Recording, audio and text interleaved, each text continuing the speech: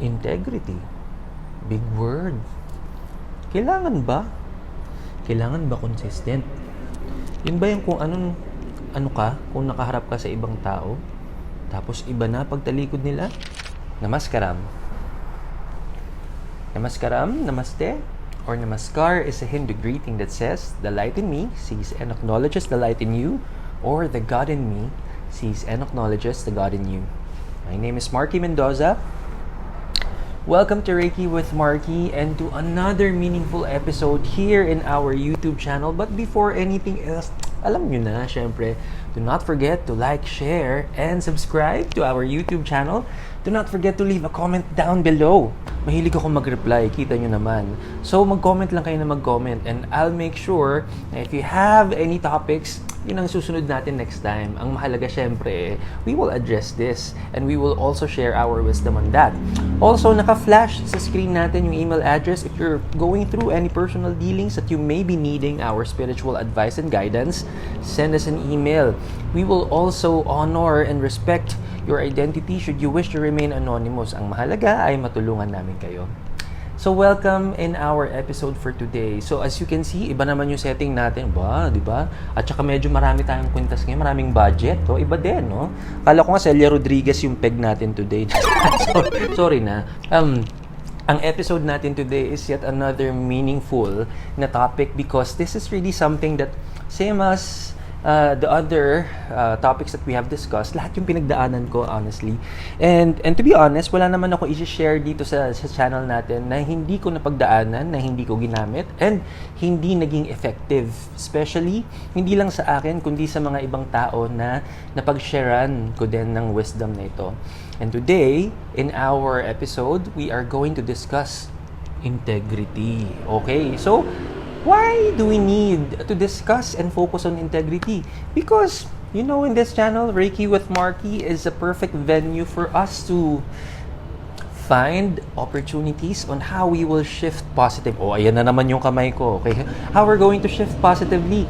And remember, when we are talking about shifting positively, we are talking about how we are continuously finding opportunities kung paano natin may improve and ma-develop ang sarili natin. Be kinder, be more loving, be more respectful.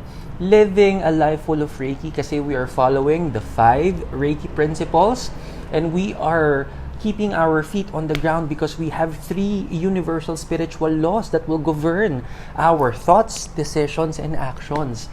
Integrity is essentially another experience that we really need to talk about because you would commonly hear, when we talk about integrity, you would commonly hear, this is doing the right thing even when no one is looking. And I believe this is something that is already out there. Alam na natin ito.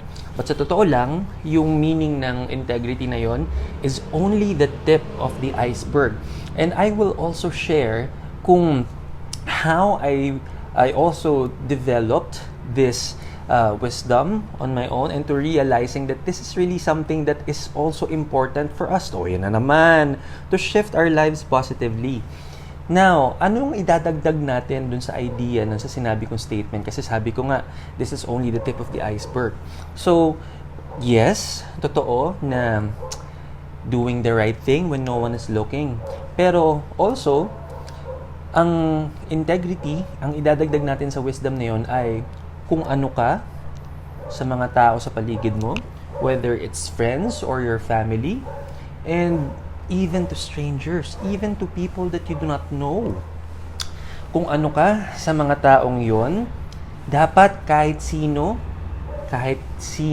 saan na makilala ka, yung makikilala mo at yung kakilala mo, you are the same person.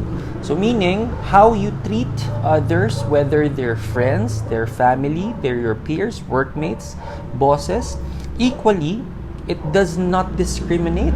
You can meet a street vendor, you can meet the maintenance people at work maybe, you can meet our fellow security guards, you can meet, in short, it does not discriminate. Kahit sino ang makilala mo, ang kausap mo, or people who you will be interacting with, you are that same person. And let's face it, this is really something na hindi tayo masyadong mindful about.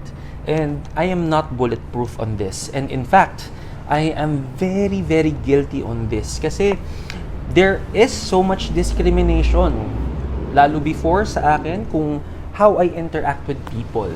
Kumbaga, I'm not the same person if I'm talking to my friends and family, and versus who I am to strangers or to other people, merong konting discrepancy.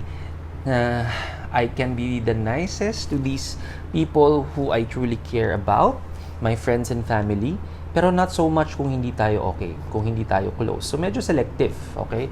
And why do we need to understand the importance of integrity? Na kung sino man ang kaharap mo, kung sino ang kausap mo, dapat pareho ang treatment. Because of the second universal spiritual law, the law of resonance, or this is the law of karma, the golden rule. Because again, imagine mo yan, kung may bias tayo, kung meron tayong judgment, pili lang yung mga tao na what? We will respect, we will love. Pili lang din ang ibibigay sa atin ni universe. Yung mga blessings natin, pili lang din. O kaya yung mga gusto natin na, you know how it is, sometimes there are times that you meet new people, we also encounter new people every day. Paano kung yung treatment mo sa kanila, yun din ibibigay sa'yo, and how would it feel naman? And this is really something that I realized na talaga namang, oo nga eh. I mean, kung ayaw mo matrato ng hindi ganun kaganda, bakit mo ibibigay sa'yo? I mean, bakit yun ang gagawin mo? Bakit yun ang ibibigay mo sa ibang mga tao? So it is only fair that, sabi nga sa golden rule, di ba? Do not do unto others what you don't want to be done unto you. So it's the same idea.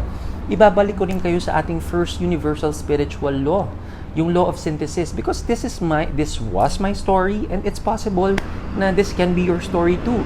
Or hindi man yan ang na-experience natin today, but possible in the future this can be something that you will experience. Why? Because we're all one and the same. We're all interconnected. And remember, every single time kasi that we are not being very kind, generous, loving, respectful to everyone that we encounter, it's always going against the flow. Because the third universal spiritual law, the law of economy, states that going with the flow is also going to God's plans, to God's ways. These are, and we know from our spiritual faith, from our religion, that being kind, being loving is that's the most important thing, experience that we can give and for us to receive as well. Every single time that we act, our thoughts, decisions, and actions are going against the opposite direction of the flow, masyado itong effort, nakakapagod, mentally, physically, spiritually, and emotionally, it's draining because of that universal spiritual law of economy. So, ang tanong muna, how do we understand how to build our integrity? Now, ibabalik natin yun sa 5 Reiki Principles, syempre. So, just for today, I will trust. Just for today, I will trust that I will stay true to my integrity. I will establish, rebuild, and reassess my integrity. Most especially if you are not someone who hasn't taken time to assess and see the importance bakit kailangan natin gawin ito. Now, so ang gagawin natin, we will definitely trust that we are able to be consistent, we are able to establish, rebuild our integrity. Next, ang ating second Reiki principle, I shall work honestly. So, let us be honest this way. Ang integrity natin, para yung pizza pie, ayun na naman, nagugutom na naman tayo dahil, example lang, kapit lang, okay? So, parang yung pizza pie.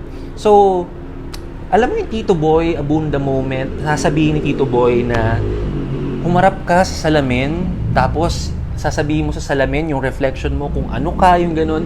Let's do that. Okay, that Tito Boy moment. Okay, so, and remember, the only time that you will see opportunities on how you will improve yourself is when you are very honest and truthful sa sarili natin. Face yourself in the mirror. Ask yourself, Marky, ano ka ba talaga as a person? Or, how would you want to be treated? That's a very important question. Would you want to be treated nicely, kindly, very loving? And then, that's the same thing that you would want to be. Because you cannot give something you do not have. You cannot ask for something na ikaw mismo hindi mo kayang gawin, hindi mo kayang ma-fulfill. So let's give a general answer for that. If the answer is, Marky, ano ka? Ang sagot ko, I am a kind person. Kind person. So, in your pizza pie, dun sa slices ng pizza pie na yon, you will have to name the traits, the characteristics, or the possible actions that we're gonna take for us to really be kind. So, dun sa pizza pie nyo, isa-isahin natin. Okay, this part, I am kind because I am very generous, I am very loving, I am very selective with friends, medyo masungit ako, ayan na. So, lumalabas na because we are very honest with ourselves. We are also allowing our own authentic self to be revealed. Total, tayo lang naman kausap lang naman natin yung sarili natin So, again, you deserve the truth and you should be able to handle the truth no matter how, let's face it, medyo masakit. Okay, but again, we are here to help each other. We are here to build, rebuild, re-establish our integrity. So yes, medyo masungit ako, medyo moody yung ganyan. Now, in making sure that you're going to build your integrity, re-establish it, if you're saying that you are kind, but there are pieces dun sa pie natin that does not resonate kindness, and you know that this is something, it's an opportunity for change, and again, we don't want to be treated as such, and then remove that piece of the pie, and then replace it with what truly resonates kindness. What resonates love. What resonates respect. Add anything and everything that really resonates kung anong sinabi mo, kung ano ka. And make sure that you continuously strengthen that energy through what? Your thoughts, decisions, and your actions. Pag buo mo na yung pie na yun, you are continuously going to focus that you are gonna be that person. Now, our third Reiki principle is about making sure that we are accepting the blessings in this. Every single time that our thoughts, decisions, and actions are gonna be focused on that, that's an absolute blessing right there. Now, let's also face it, as we are getting our rhythm, and you know how it is, every time that we're going to change, basically, any form of change entails adjustment, let's face it. And totoo naman yun. So, do not be too hard on yourself. Again, this is what I will always say. Be best friends with yourself. Be best friends with yourself and do not be too hard on yourself when it comes to slips. Kasi nga, hindi tayo perfecto. Okay? We are meant, as we are going to find the balance on this, and this is again something that entails change, entails adjustments, we have to also be realistic. We are getting our rhythm first. So, be gentle with yourself kapag may times na parang, okay, sobrang naninigas na. Hindi, joke lang. Sobrang challenging, no? Medyo minsan bumibigay, lumalabas talaga yung lumalabas ang katotohanan. But you are establishing your integrity, and then so be it. See that as also as a blessing because it keeps your feet on the ground because there's room for improvement. Okay? Now, hindi naman porke may slips tayo, dun ang focus natin. Remember that wins are wins, blessings are blessings, no matter what. And let us not, alam mo, darating din yung time na hindi na tayo magme-measure ng mga blessings natin so that anything and everything that we experience will just keep turning into blessings. And you know what? Our fourth Reiki principle, with us re-establishing, rebuilding, and strengthening our integrity, definitely, you will develop peace of mind. You will feel so much peace. Why? Because you are finally doing it right through your thoughts, decisions, and actions. You are rebuilding your character. And I have literally gone through this. I have literally gone through this part na like polishing. Or you can see it this way. You've always known that there's so much opportunity for us to be kind, but there are really times that we cannot choose it. We cannot fix our energies like that. But right now, we have a perfect opportunity. How? And finally, in every step that we're going to take in rebuilding our integrity, you will develop so much respect. Not just for other people, but with yourself. Definitely. Nakaka-build to ng malakas na self-respect sa sarili kasi you are doing a lot of work on how you will definitely be a better version of yourself. And that in itself is very, very inspiring to your friends, to your family. And you know what? Here's the thing. And again, here's the thing. If you continuously repeat this process over and over until you get your level of comfort, definitely, hindi porque let's say there are 10 people who've experienced you and in your change, and there 9 out of 10 have really seen how you've changed and improved and really see the positive effect in this. But there's one person that may not necessarily agree. And then sasabihin nila, well, ganyan siya dati, babalik uli siya doon. And let's face it, in psychology, we even think that the past experiences can predict the future, and I get that. But we are all capable of change. Why? We are all energy. Let's define energy again. Energies is anything and everything that has the potential to change. We all have the potential to change. We just need to be mindful. We just need to be aware. We just need to follow these easy steps. And you know what? We continuously do this. The law of resonance will always apply. Why? Because kung anong tinanim, siya ring aanihin. And I'm really, really excited for you to apply this lesson because you know what? And I've gone through it. Definitely, it has helped me a lot. And alam mo yung sinasabi nila dati na if you have done extensive efforts in really rebuilding not just your integrity but your thoughts, decisions, and actions, there will come a time that you will have to reintroduce yourself because you really have changed a lot. And with this, you are going to change for the better. That's our episode for today. If you like this video, do not forget to give it a thumbs up. Syempre na, nag-TikTok. Bigla na iba. TikTok na pala. Okay. So, do not forget to give this video a thumbs up because this really motivates us to keep creating more meaningful contents. And also, do not forget